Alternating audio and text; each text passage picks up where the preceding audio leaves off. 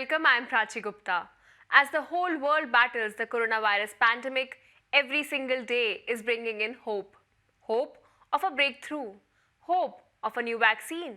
In this COVID-19 bulletin, we bring you facets of that hope. Curated information on the new developments in science and technology each day that can help us in managing and overcoming the ongoing crisis.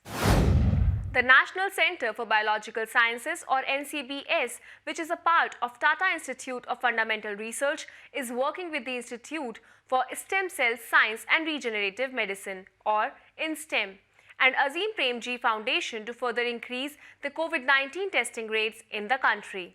Through this partnership, the institutes plan to provide free-of-cost COVID-19 testing to a large number of people from disadvantaged and marginalized communities. This will be made possible through high-capacity technical capabilities and skilled scientific personnel of the research institutes.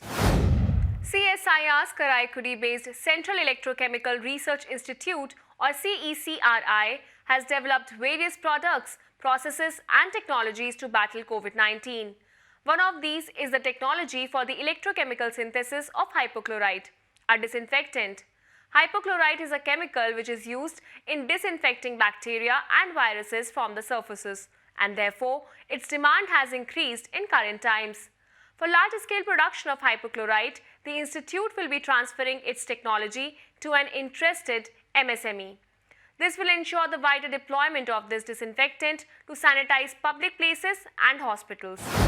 To ramp up the coronavirus testing in the state, the government of Telangana has started 9 government laboratories that are capable of COVID-19 testing in a span of just 5 months. CSIR's Center for Cellular and Molecular Biology has played an important role in achieving this feat. The institute conducted a series of training sessions to equip lab technicians and healthcare workers from Telangana with knowledge on conducting the coronavirus diagnostic tests in high-end laboratories. The CCMB has also created training videos on best practices for handling patient samples and on conducting tests on PCR for the benefit of interested microbiologists and doctors. Due to these efforts, the government laboratories now have enough trained manpower and infrastructure to conduct at least 2,000 PCR-based diagnostic tests for COVID-19 infection. Let's hear what the expert has to say on this.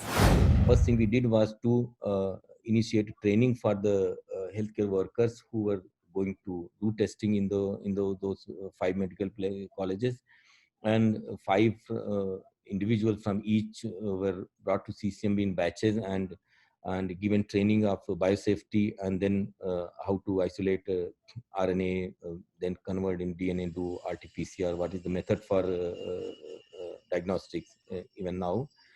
And biosafety component is very important, and we emphasize that because that instills confidence in the healthcare worker, and not only confidence, also a technique that they work in a safe way, which is very important, and not just the enthusiasm and get infected and be in trouble.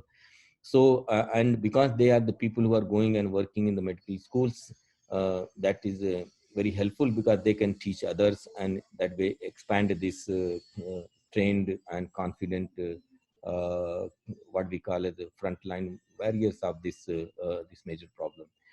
And so after interacting with medical schools, then as a second round we interacted with the other government organizations like CDFD, Center for DNA Fingerprinting and Diagnostics, a DBT laboratory in Hyderabad. They are our neighbors, and by the way, CDFD originated from CCMB, so we have a relationship with them. It was a part of CCMB early, and so now we have lots of interactions together.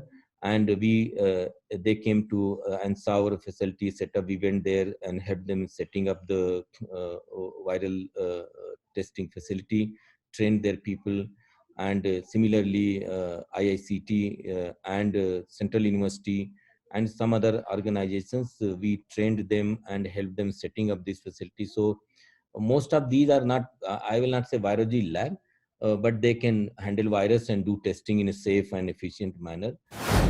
That is all for today. We will be back with another edition of COVID-19 Bulletin soon. We hope that you all are safe and maintaining social distance. See you soon. Namaskar.